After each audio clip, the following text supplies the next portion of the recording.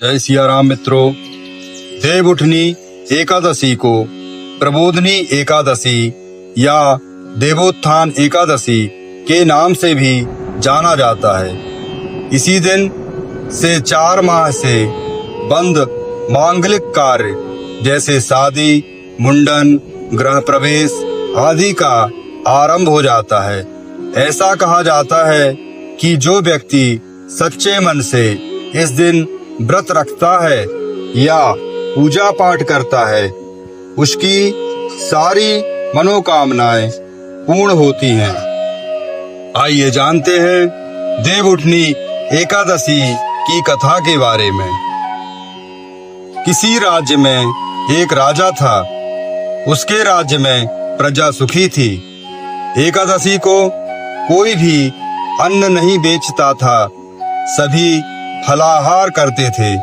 एक बार भगवान ने राजा की परीक्षा लेनी चाहिए। भगवान ने एक सुंदरी का रूप धारण किया तथा सड़क पर बैठ गए। तभी राजा उधर से निकला और सुंदरी को देख चकित रह गया। उसने पूछा, हे सुंदरी, तुम कौन हो और इस तरह यहाँ क्यों बैठी हो? तब सुंदर स्त्री बने भगवान बोले, मैं निराश्रिता हूँ। नगर में मेरा कोई नहीं, ना कोई जाना पहचाना है, किससे सहायता मांगू? राजा उसके रूप पर मोहित हो गया। वह बोला, तुम मेरे महल में चलकर मेरी रानी बनकर रहो।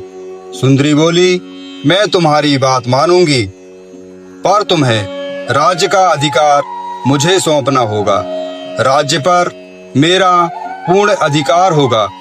मैं जो भी बनाऊंगी तुम्हें खाना होगा। राजा उसके रूप पर मोहित था, अतः उसकी सभी शर्तें स्वीकार कर ली। अगले दिन एकादशी थी। रानी ने हुक्म दिया कि बाजारों में अन्य दिनों की तरह अन्न बेचा जाए। उसने घर में मांस, मछली आदि पकवाए तथा परोसकर राजा से खाने के लिए कहा। यह देखकर राजा बोला, रानी, आज एकादशी है, मैं तो केवल फलाहार ही करूंगा। तब रानी ने शर्त की याद दिलाई और बोली, या तो खाना खाओ, नहीं तो मैं बड़े राजकुमार का सिर काट दूंगी। राजा ने अपनी स्थिति बड़ी रानी से कही तो बड़ी रानी बोली, महाराज, धर्म ना छोड़ें, बड़े राजकुमार का सिर दे दें। पुत्र तो फिर भी मिल जाएगा, पर धर्म नहीं मिलेगा। इसी दौरान बड़ा राजकुमार खेलकर आ गया। माँ की आंखों में आंसू देखकर वह रोने का कारण पूछने लगा, तो माँ ने उसे सारी वस्तु स्थिति बता दी। तब वह बोला, मैं सिर देने के लिए तैयार हूँ। पिताजी के धर्म की रक्षा होगी, जरूर होगी। राजा दुखी मन से राजकुमार का सिर देने को तैयार हुआ तो रानी के रूप से भगवान विष्णु ने प्रकट होकर असली बात बताई। राजन, तुम इस कठिन परीक्षा में उत्तीर्ण हुए हो।